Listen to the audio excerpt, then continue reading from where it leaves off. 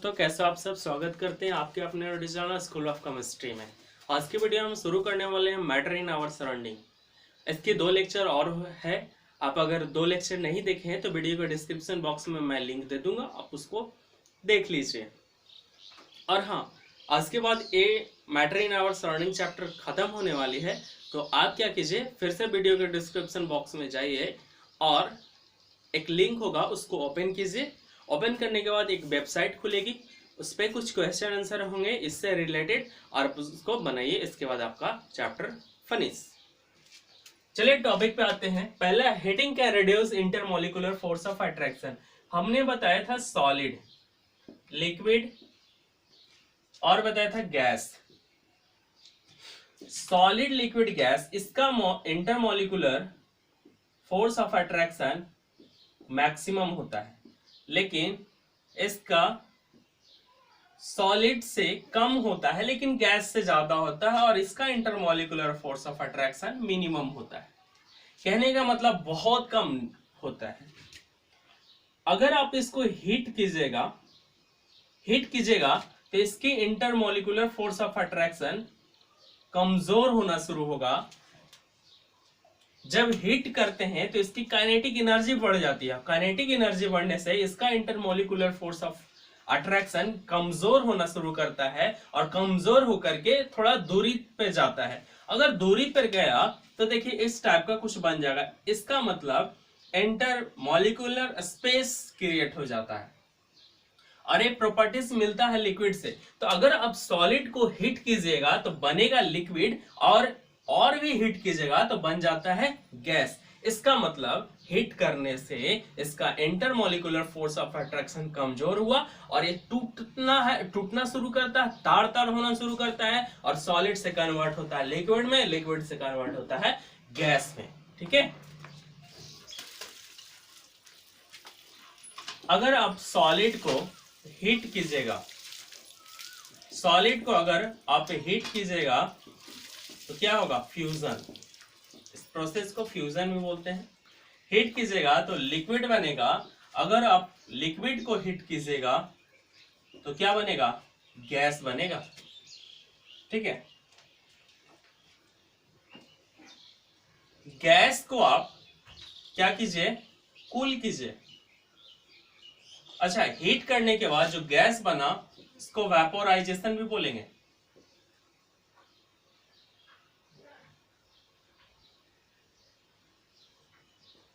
Vaporisation में बोलेंगे। इसको अगर आप कूल कीजिएगा तो लिक्विड बनेगा, और इसको अगर कूल कीजिएगा लिक्विड को तो बन जाएगा सॉलिड। ठीक है। कुछ सॉलिड ऐसे भी होते हैं जो डायरेक्ट गैस बनते हैं, उस प्रोसेस को बोलते हैं सब्लिमेशन। इस प्रोसेस को सब्लिमेशन कहता है सम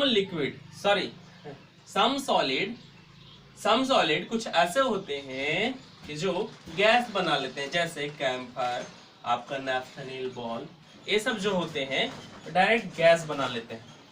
तो मैं इसको क्या लिखूंगा? On heating directly converted in gas is called sublimation.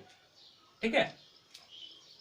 चलिए नेक्स्ट पॉइंट आता है मेल्टिंग। इसको मैं क्या लिखूंगा? प्रोसेस ऑफ कन्वर्जन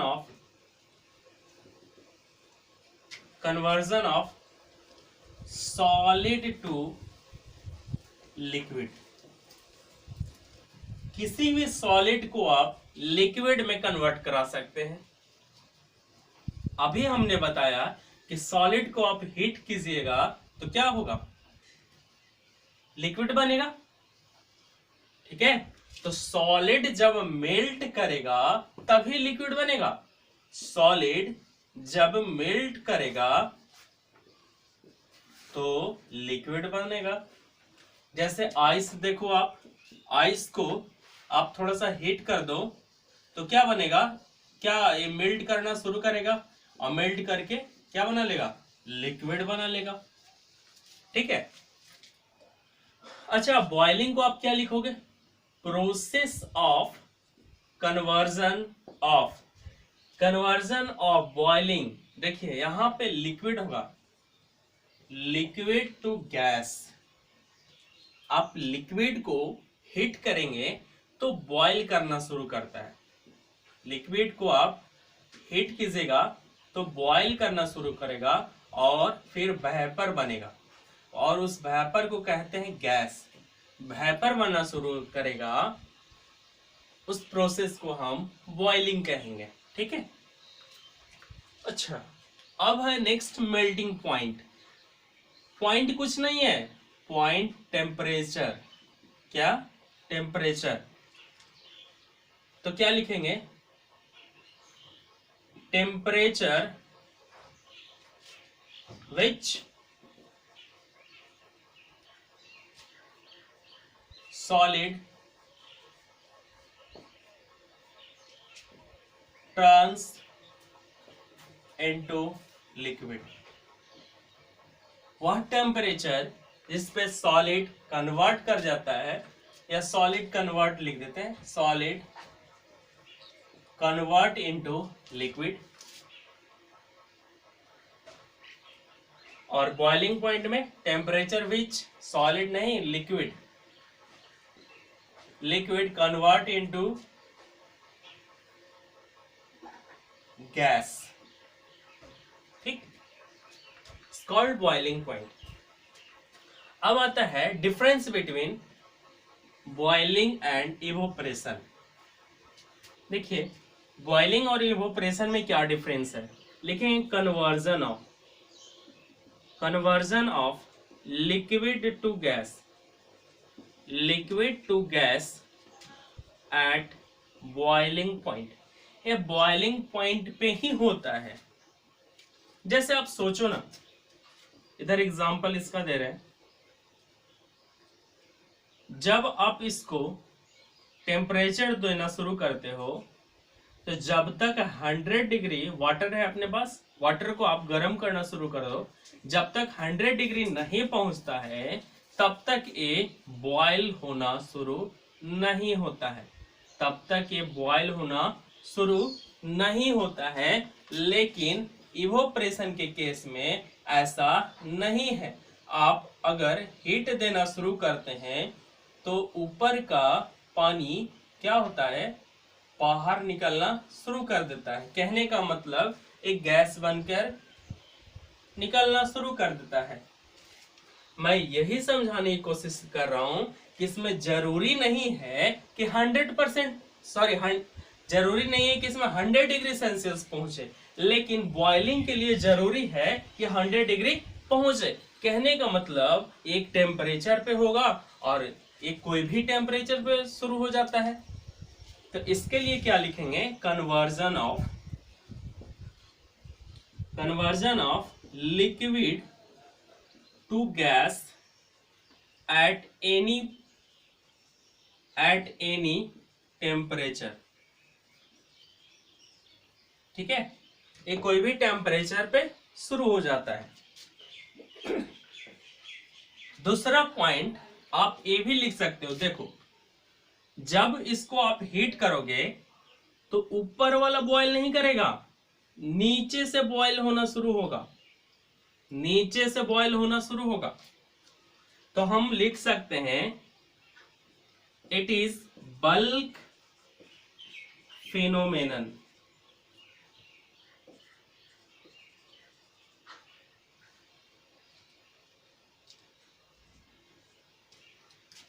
लेकिन इवोपरेशन में आप जैसे ही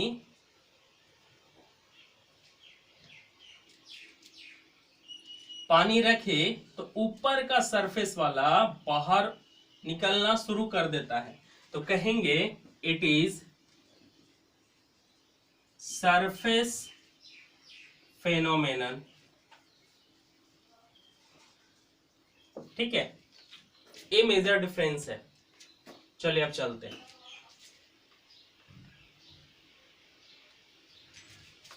अगला पॉइंट है फैक्टर विच इवोपरेशन डिपेंड्स। देखिए, इवोपरेशन कौन कौन से फैक्टर पे डिपेंड करता है। अगर आपने टेम्परेचर इंक्रीज किया, टेम्परेचर इंक्रीज कीजिएगा तो क्या होगा, इवोपरेशन इंक्रीज करेगा। जाहिर सी बात है कि कहीं आप प्लेट में वाटर रख दो, प्लेट में क्या करो, वाटर रख दो, और एक धूप में रखो, 2 प्लेट ले लो आप, ठीक है, 2 प्लेट में पानी रख दो, ठीक है, एक रूम में रखो और एक छत्ते पे रख दो। छत्ता पे क्या होगा कि धूप आती है, धूप आएगी तो यहाँ पे टेम्परेचर तो ज्यादा होगा ना, और यहाँ पे टेम्परेचर कम होगा। इन दोनों के बीच में, इन दोनों की अगर बात करें तो थाली का जो पानी है सबसे पहले वेपर बनकर उड़ जाएगा, किस में, रूम वाले में या धूप वाले में, धूप वाले में, क्योंकि टेम्परेचर बढ़ने से इवोपरेशन का रेट बढ़ जाता है। ठीक है, अगला है सरफेस एरिया। चलो सरफेस एरिया सोचते हैं।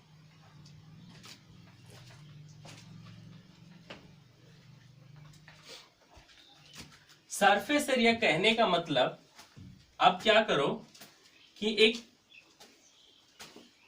वाटर लो, एक कटोरी वाटर ले लो, ठीक है, और एक प्लेट ले लो।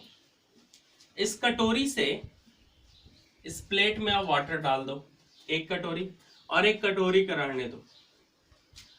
आप इसको छोड़ दो, कुछ देरी के बाद देखोगे कि वाटर वेपर बन के किस में फास्ट उड़ेगा, इसमें, क्योंकि इसका सरफेस एरिया ज्यादा है। अगर सरफेस ज्यादा रहेगा तो वेपोरेशन ज्यादा होगा, और इसका सरफेस एरिया कम है तो वेपोराइजेशन इसमें कम होगा। कहने का मतलब, हमने डिफरेंस कर रहे थे दोनों के बीच में, तो हमने बताया था कि vaporisation, sorry, evaporation surface phenomena है। तो आप देखिए सरफेस पे ज्यादा वाटर कहाँ है, यहाँ पे, इस प्लेट में ज्यादा वाटर है सरफेस में, और यहाँ पे सरफेस पे कम वाटर है। तो ज्यादा वाटर यहाँ पे है तो ज्यादा इवोपरेट यहीं से ना होगा। इसका मतलब अगर आप सरफेस एरिया को बढ़ा दीजिएगा तो इवोपरेशन क्या होगा, बढ़ जाएगा।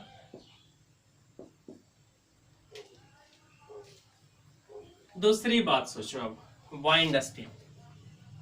वाइंड स्पीड पे आप क्या सोचो, अगर प्लेट वाली एग्जांपल नहीं समझ में आती है तो एक एग्जांपल और देते हैं सरफेस एरिया का, तब बताते हैं वाइंड स्पीड। आपकी मम्मी कपड़े धोते होंगे, क्या करते होंगे कि कपड़े को पूरा फैला करके डालते होंगे, ठीक है, कपड़े को फैला करके डालते होंगे। कपड़े को ऐसे ही नहीं डालते होंगे, जैसे क्या कर सकते हो, एक कपड़ा है, अगर आप ऐसे पसार दोगे, फैला दोगे, तो क्या सूखेगा जल्दी से, नहीं सूख पाएगा। लेकिन अगर आप इसको कुछ इस टाइप का ऐसे फैला दो तो जल्दी से सूख जाएगा। मतलब सरफेस एरिया यहाँ पे ज्यादा है और यहाँ पे कम है, तो सरफेस एरिया ज्यादा होगा तो इवोपरेशन का रेट ज्यादा होगा। अगर हवा में आप कपड़ा सुखाते हो तो कपड़ा जल्दी सूखता है। कहने का मतलब कि अगर बाइंड स्पीड तेज होगा, बाइंड स्पीड तेज होगा तो इवोपरेशन का रेट ज्यादा होगा। ठीक है, नेक्स्ट है ह्यूमिडिटी। सब लोग, ये 3 लोग हैं, ये temperature, surface area, wind speed. अगर तीनों बढ़ेगा तो इवोपरेशन जल्दी होगा, ज्यादा होगा। लेकिन ह्यूमिडिटी अगर कम होगा तो इवोपरेशन कम होगा, सॉरी, इवोपरेशन ज्यादा होगा।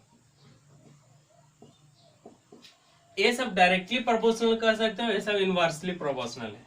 ए कैसे कम होगा, ह्यूमिडिटी अगर ज्यादा होगा, ह्यूमिडिटी ज्यादा होगा तो इवोपरेट कम करेगा, इवोपरेशन कम होगा। कहने का मतलब कि इसके पास खुद ही वाटर ड्रॉपलेट है एयर में, तो इवोपरेशन क्यों करना चाहेगा, क्यों चाहेगा कि और से वाटर आ जाए? क्या ठंड के दिन में इवोपरेशन ज्यादा होती है? नहीं, ठंड के दिन में इवोपरेशन ज्यादा नहीं होती है, क्योंकि हवा में नमी रहता है और इस वजह से इवोपरेशन कम होता है। कपड़े गीला के गीला ही रह जाता है, सूखता नहीं है। अब नेक्स्ट है लैटेंट हीट। अगला है कॉन्सेप्ट ऑफ लैटेंट हीट। ये बिल्कुल अलग तरह का है, कॉन्सेप्ट ही अलग है, तो ध्यान से सुनना, और चैप्टर का लास्ट टॉपिक भी है, ठीक है। पहले हम डिफिनेशन को नहीं देखते हैं, क्या है डिफिनेशन अपना, डिफिनेशन को मत देखो, पहले जैसे हम सोचने बोलते हैं वैसे आप सोचो। यहां पे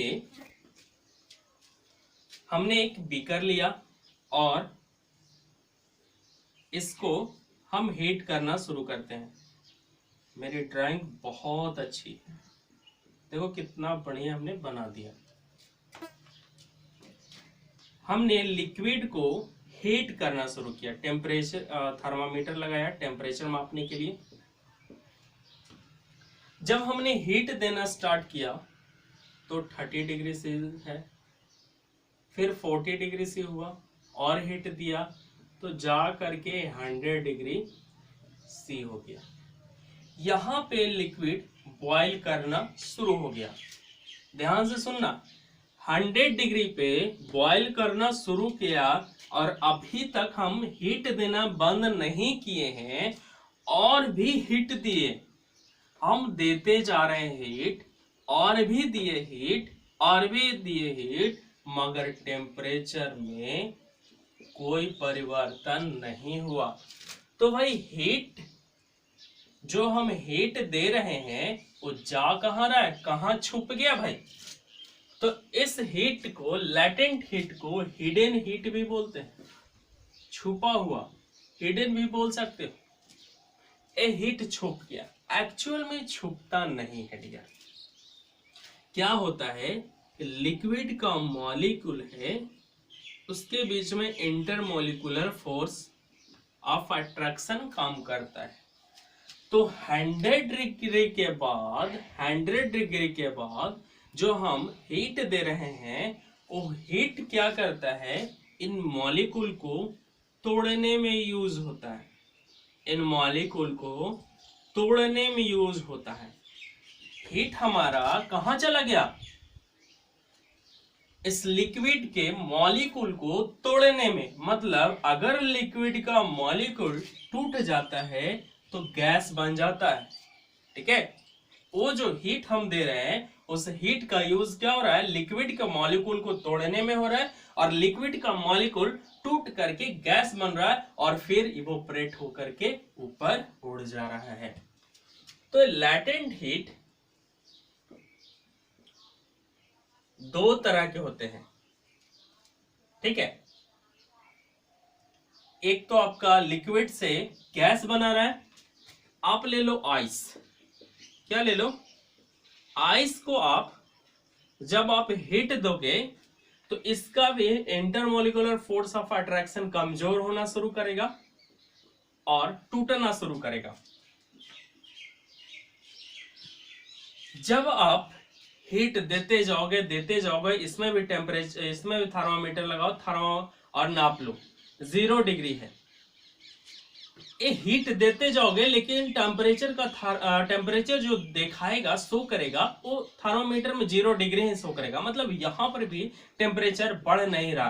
तो हीट हम दे रहे हैं, वो कहाँ जा रहा है, तो आइस का जो सॉलिड का मॉलिक्यूल है उसको तोड़ने में यूज हो रहा है। उसको तोड़ करके क्या बना रहा है, लिक्विड बना रहा है। तो लैटेंट हीट यूज होगा दो तरह से, एक सॉलिड टू लिक्विड, और गैस टू लिक्विड। तो डेफिनेशन में हमने ये लिखा, it is the amount of heat to required. कुछ अमाउंट की जरूरत होती है कन्वर्ट करने में, कुछ अमाउंट का सॉलिड दिया हुआ है या लिक्विड दिया हुआ है। सॉलिड दिया हुआ है या लिक्विड दिया हुआ है, तो कुछ अमाउंट का अगर सॉलिड दिया हुआ है तो उसको कन्वर्ट करवाते हैं लिक्विड में, और लिक्विड को कन्वर्ट करवाते हैं गैस में। सपोज मान लेते हैं 1 kg दिया हुआ है, 1 kg of given solid. It is the amount of heat required to convert 1 kg of given heat into solid or liquid. Solid or liquid in, देखो solid into liquid, ये हुआ कन्वर्ट हो रहा है, सॉलिड से लिक्विड में convert हो रहा है और लिक्विड से गैस में। या तो सॉलिड इंटू लिक्विड लिख सकते हो या लिक्विड इंटू सॉलिड लिख सकते हो।